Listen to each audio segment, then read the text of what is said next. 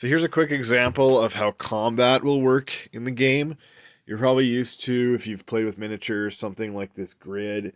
This isn't actually meant to be a grid, it's just a cobblestone pattern. I don't use it as a grid. Let's take Gandalf here, for example, and we need a close range guy as well. So we'll take our buddy Theoden, Theoden King, and a couple of orcs. Okay, so let's say the game starts out, it's sort of in this area here. We have initiative, and we have surprise. So we know that there's some orcs kind of in these trees over here. Now, Theoden is a close range fighter. As you can see, he's got a sword. Gandalf is not. So what we might want to do when we start out the combat is like we're approaching these orcs that are in this little camp area here. So let's put Gandalf back here. He is on this ring, this outer ring, okay? That's important. And we put him behind a wall as well. Theoden is over here. We've determined that, they're within range of each other because you can run, let's say up to 30 feet or something like that. You can get into close combat really quickly in D&D. Most D&D games end up like that. So let's say we get to go first. Theoden wants to fight one of these orcs over here. There's a guy there. There's a guy behind there. So I'm just going to say, okay, I'm in the circle with the orcs because they're in this campground with me. We're in close range with each other. So all the guys that are in close range combat, sort of in the center of the combat area, let's just say, and that could be anything. We can change this by just moving terrain around or putting different pieces in here.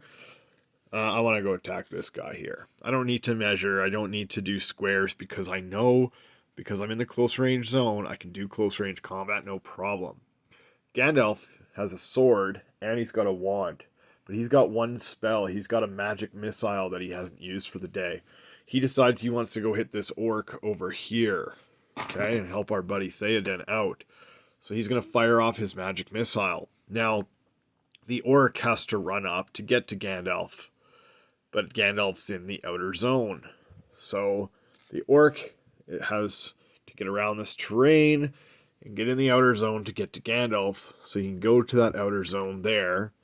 But now he's away from the main combat area. Okay, so he's not going to be engaging in this combat here. And then if Gandalf were really far away outside of the combat, we would just put him on the edge of the ring. So if he was on the edge, he wouldn't be able to attack that orc because he's outside. He's too far away.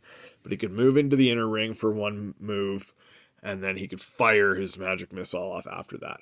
Or he could take two movements to move into the inner ring and do close combat, but he would not be attacking that turn. In this case, this orc has enough time to run up to Gandalf and start a close combat with him. And that's basically it. We don't worry about moving in feet. We don't worry about measuring because most of the time combat is going to be these little short, closed skirmishes. We still do deal with cover and things like that. Like I say, okay, well, I'm going to hide behind this tree here. So this orc, and this orc hasn't seen me yet. I want to sneak up on him if I'm a thief. So we just assume that the orc, even though his figure's facing in, we can just assume, okay, yeah, I'll allow that. You're hiding. You make a successful sneak check, no problem. And then next turn, my thief wants to come up and sneak and backstab the orc. Well, we just stick them like that, and then we know that's going on. And this is just a real easy way to simplify combat. We can do that in a dungeon environment as well. We have our little walls here that represent that we're in a room. Maybe we have a table over here or something like that.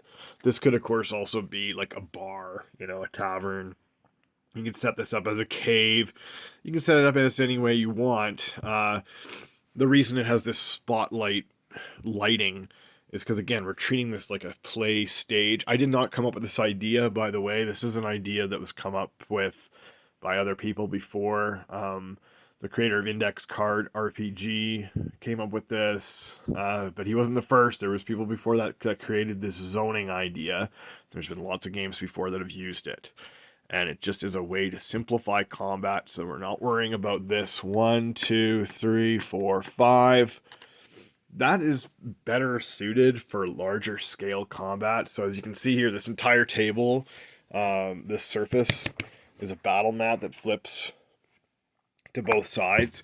If we were going to do a very large scale combat, let's say where you're fighting, 100 orcs in a field, and maybe you have a bunch of retainers with you, you've got some troops with you, we would go into the Dungeons and Dragons rule cyclopedia there, and there is a section for mass battles, and we would use that information, or we would use another game entirely like Oathmark to handle that kind of combat. That's like a larger scale kind of combat, and that would be something that would take up, a bigger portion of the evening. But in earlier or in later versions of D&D, it seems like a lot of combats are meant to take up, a lot more time. 4th edition was notoriously bad for that, where you might have 2 combat encounters in an entire night for 5 hours, or 3, something like that. But still, that's not a lot of actual game that's happening when you're exploring a dungeon that maybe has 8 to 10 different encounters in it.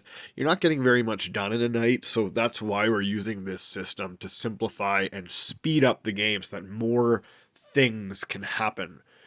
More is more in Dungeons and Dragons in terms of I want to feel like I've gone on an adventure, and I don't want to feel like it's dragged across 30 sessions necessarily. And that's what our games are going to feel like. They're only going to be 2 hours long, but I want you to have about 3-4 hours of what feels like real gameplay in there, where stuff is actually happening with your character. So maybe you're just, transporting a caravan of goods to make some money. You check the trade board and realize that, oh, gold is really high in demand in this one area.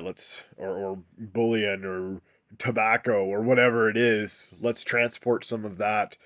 We're not going to sit there all night and roll random tables and stuff like that, and then you're never going to get there. You're going to get there and you're going to get back, and then stuff is going to happen along the way. And so that's kind of the philosophy behind this game and why we're using such simple rule sets. We're using the original D&D rule set because it's fast, it's quick to make new characters. If your characters die, characters are expendable for a reason, because it just allows the game to go and go. We don't have to sit there and worry about death saves. You hit 0 HP and you're dead. That's it. You roll a new character. It's very simple. There are health potions, there are other things that will prevent that, hopefully, or help you prevent that. But it's just part of the game, and it always was part of the game, and I want to bring that back into this game. And I want to do it with quick, functional rules where we get through things very easily. A combat should be simple. Even if we have 4 characters on the table, these are our 4 characters. Ghost, Sister of Battle, Theoden, Gandalf, the worst party maybe ever made, or maybe one of the best. But you guys come in, and I say, okay, wizards, that's the 2 ghosts there. What spells are you going to cast? You have less than a minute to figure that out. Okay, well, I'm going to try and come in and cast a magic missile. Okay, are we surprised? Yeah, we're all on the outside of the ring right now. These guys are in the middle. They're camping.